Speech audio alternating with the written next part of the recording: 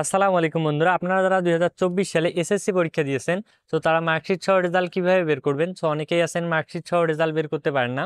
তো তাদের জন্য আজকের এই ভিডিওটি। সো আপনারা খুব সহজেই কিন্তু মার্কশিট সহ রেজাল্টটি বের করতে পারবেন। সম্পূর্ণ প্রসেসটি এই ভিডিওর মাধ্যমে দেখানো হবে, তাই ভিডিওটি শুরু থেকে শেষ পর্যন্ত দেখবেন। তাহলে আপনিও কিন্তু আপনার রেজাল্টটি মার্কশিট সহ সবার আগে বের করতে পারবেন। সো চলুন কথা না বাড়িয়ে ভিডিওটি শুরু করা যাক। আর ভিডিওটি শুরু করার আগে ছোট্ট একটি রিকোয়েস্ট, আমাদের এই চ্যানেলে যারা নতুন দর্শক এখন পর্যন্ত আমাদের চ্যানেলটি সাবস্ক্রাইব করেনি, অবশ্যই সাবস্ক্রাইব করে আমাদের সঙ্গেই থাকবেন। এখানে প্রতিনিয়ত সরকারি চাকরির নিয়োগ বিজ্ঞপ্তি সম্পর্কে ভিডিও আপলোড করা হয়। মার্কশিট সহ রেজাল্ট বের করার জন্য প্রথমে আপনাদের ফোনে যে কোনো একটি ব্রাউজার ওপেন করবেন, গুগল অথবা ক্রোম ব্রাউজার। সো আমি ক্রোম ব্রাউজারটি ওপেন করলাম। ওপেন করার পরে যে সার্চ বক্সটি আছে সেখানে টাইপ করবেন WEB ওয়েব, স্পেস দিবেন BASCD বেসিট, স্পেস দিবেন RESULT। সো ওয়েব বেসিট রেজাল্ট লেখার পর আপনারা সিম্পলি সার্চ অপশনে ক্লিক করে দিবেন। সো সার্চ করার পর আপনাদের সামনে এরকম একটি ইন্টারফেস শো হবে। সো আপনারা নিচের দিকে একটু স্ক্রল করে যাবেন, যাওয়ার পর এডুকেশন বোর্ড রেজাল্ট। সো এই যে ওয়েবসাইটটি দেখতে পাচ্ছেন 3 নম্বরে, সো লোগোটি ভালো করে দেখে রাখুন। সো এই ওয়েবসাইটের উপর ক্লিক করে দিবেন। সো আমি ওয়েবসাইটের লিঙ্কটি ডেসক্রিপশন বক্সে দিয়ে দিব।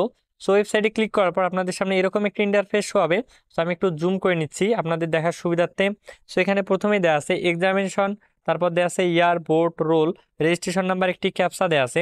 সো এক্সামিনেশন লেখার যে এই যে বক্সটি আছে এর বাম পাশে একটি অ্যারো চিহ্নের মতো দেওয়া আছে, তীর চিহ্নের মতো। সো এই তীর চিহ্নের উপর ক্লিক করে দিবেন। ক্লিক করার পর আপনাদের সামনে এরকম একটি ইন্টারফেস শো হবে। সো এখানে আপনাদের প্রথমেই দেওয়া আছে এইচএসসি আলিম রিকোয়ারমেন্ট, জেএসসি, জেডিএসসি, এসএসসি দাখিল। সো আপনারা যেহেতু এসএসসি রেজাল্ট বের করবেন সেহেতু এসএসসি দাখিলটি সিলেক্ট করে দেবেন। সিলেক্ট করার পর এরপর আপনাদেরকে ইয়ার সিলেক্ট করতে বলতেছে। এরপরে যে বক্সের বাম পাশে অ্যারো চিহ্নটির উপর ক্লিক করে দিবেন। ক্লিক করার পর আপনারা যেহেতু 2024 সালের এসএসসি রেজাল্ট বের করবেন সেহেতু 2024 সালটি সিলেক্ট করে দিবেন। সো 2024 সালের রেজাল্ট যেহেতু এখনো পাবলিশ হয়নি সেহেতু আমি 2022 সালটি সিলেক্ট করে দিচ্ছি। সো প্রসেস কিন্তু একই। সো আপনারা এভাবে 2024 সালটি সিলেক্ট করে দেবেন। সিলেক্ট করার পর এরপর আপনাদের বোর্ড। সো এই যে বক্সটি আছে বক্সের তীর চিহ্নের অপশনটিতে ক্লিক করে দিবেন। ক্লিক করে দেওয়ার পর আপনি যে বোর্ড থেকে এসএসসি পরীক্ষা দিয়েছেন সেই বোর্ডটি সিলেক্ট করে দিবেন। আমি দিনাজপুর বোর্ডটি সিলেক্ট করলাম। এরপর এখানে আপনাদের রোল লিখতে হবে এই যে বক্সে। সো বক্সে ক্লিক করার পর আপনার রোলটি টাইপ করবেন।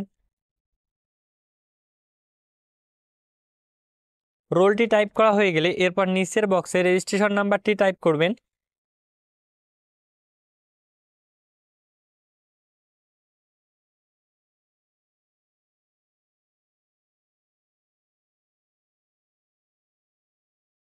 রেজিস্ট্রেশন নাম্বারটি টাইপ করা হয়ে গেলে নিচে একটি ক্যাপসা দেখতে পাচ্ছেন, আপনাদের ক্ষেত্রে কিন্তু নিচে একটি ক্যাপসা দেওয়া থাকবে। সো আমার এখানে আছে 9+7। সো যোগফলটি এই যে ফাঁকা বক্সে এখানে লিখতে হবে।